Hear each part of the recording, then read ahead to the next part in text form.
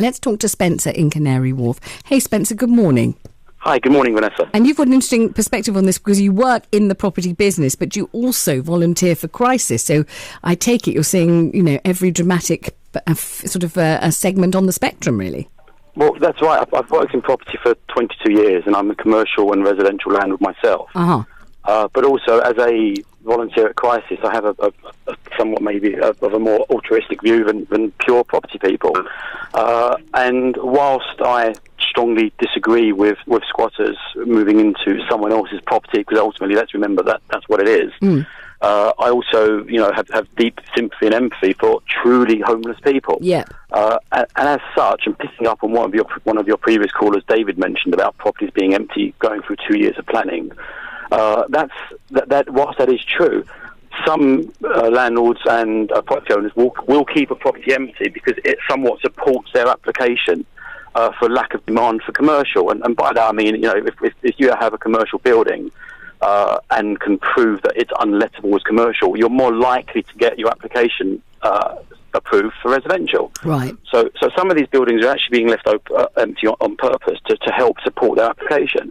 What I would like to see is some sort of mechanism, some sort of formal mechanism with government and property owner approval, whereby homeless people could use the property with certain conditions whilst it's empty. The planning process could be sped up, which ultimately would hopefully create more supply for property, a certain percentage of that which would be affordable. Yeah. And that's what I would like to see.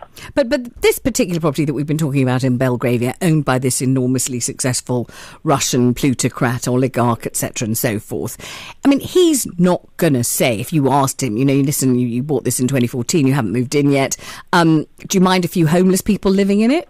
He's not going to say sure, is he? Well, I doubt very much he would say sure, but perhaps it could be a condition on overseas buyers, of which I have no problem. I mean, let's remember that according to Jones Lang LaSalle, 81% of central London prime property is bought by overseas purchasers. They are contributing heavily to the UK economy. Right. I have no problem with that. But perhaps there could be a condition whereby if you are buying a property and it's going to be empty for 2 or 3 years, a condition of buying that is that we allow homeless people to stay in it for a period of time, providing certain conditions in there. Obviously, property condition is kept up, etc. And then don't you think the only thing that will happen is they'll put a couple of staff in there? They'll just pay somebody to live in there, and they won't. Yeah, I mean, look, there's always going to be a loophole, isn't there? But I think there's going to be a certain percentage of property owners who do have empty property, perhaps in not quite as salubrious parts of town that we could use to better use rather than simply having empty. Right. And what do you think of changing the law in order to permit more requisitioning of empty properties? Because we always say on the programme, and we believe it to be true, obviously we wouldn't say it, every one of us knows of property near where we live that's been empty for ages, since time immemorial. And if we all, notified whoever,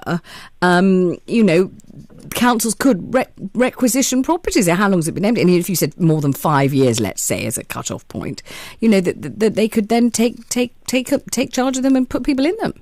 Well, I'm afraid that the local council and government are reaping rather weeping what they sowed. When we did the council right to buy scheme back in Maggie Thatcher years, which I'm a strong believer in, because it did allow people to buy their own properties, people that ordinarily wouldn't be able to get on the property ladder. Yeah. But sadly, it now means that there is a severe shortage of council and affordable housing. So I think it's wrong for the government to give with one hand and take us back for the other. So I don't believe in requisitioning of properties, no. Unless the property owner has passed away and has no immediate relatives, no family, and is completely untraceable. Right. That there are absentee freeholders in London and the rest of the UK, and in that case, where there is absolutely no chance of finding that person's relative, then that would be acceptable. But in any other case, no, I don't agree with it. Okay. And what about the people who've contacted the show this morning who just don't believe in property being a business? They don't like the idea. One of my emailers said, of wealthy Londoners profiting from the misery and wretchedness of poor Londoners by letting them out properties often at an exorbitant rate or rent. Well, I think, look, landlords are much aligned in much maligned in the UK. I know. When really we are providing a community service. We're providing housing at a time when local government and councils simply cannot. So yes, we are profiting from people, but that's business. It is a business. People have, that people seem to have a sense of entitlement where they think they can automatically have affordable housing or their own property, and sadly, that's not the case anymore. We are moving to a more European model, I believe, where people will continue to rent maybe into their early 40s, late 40s, early 50s, until the time that perhaps one of their parents dies or their parents dies and they inherit the family house. It's quite a common route in Germany. I think that's where we're heading for in the UK, if we're not already there. And I don't actually think that's a bad thing. I was just going to ask if you thought it was a bad thing or not. Renting is not a bad thing. It gives people choice. It gives people flexibility. It means that if the boiler packs up, they don't have to pay for the boiler. I know, but so often we hear it gives them actually insecurity, a sense of lacking safety, a sense that they could be moved on at any moment and they never know where they're going to be. And, they might not have to pay for a new boiler, but gosh, the peace of mind of knowing that a place is yours is something that will be forever denied them. I'm not convinced that's actually true. I have an estate agent in Canary Wharf and also in Kent, and I live in Essex, so I see a wide cross-section of the market, and I believe that more and more people are choosing to rent these days than ever before because it gives them flexibility. And let's not forget that the law is much more heavily on the side of the tenant than the landlord. Mm-hmm. So in terms of flexibility and... sorry, you mentioned the fact that they're worried about being kicked out. Yeah. That really doesn't happen these days, and we are seeing more and more landlords granting 2 and 3 year tenancy agreements. So they have stability and security of tenure. They know they're not going to be kicked out at any moment. When we heard about housing benefit being capped, and it was hoped that rents would go down accordingly because obviously if the council aren't going to make up the shortfall, then you can only charge a certain amount. Has that happened as far as you can see? No, and I hate to oversimplify things, but the answer to the housing problem in the UK is rather quite simple.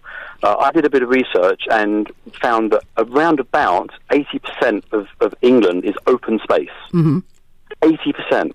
So if local councils and governments were to relax some, and I emphasise the word some, of their planning restraints on what is still considered greenbelt land, we'll be able to build a lot more affordable housing, not in central London, because I don't think that everybody has an automatic right to live in central London. It's the capital of our great country, and it will be expensive. Mm.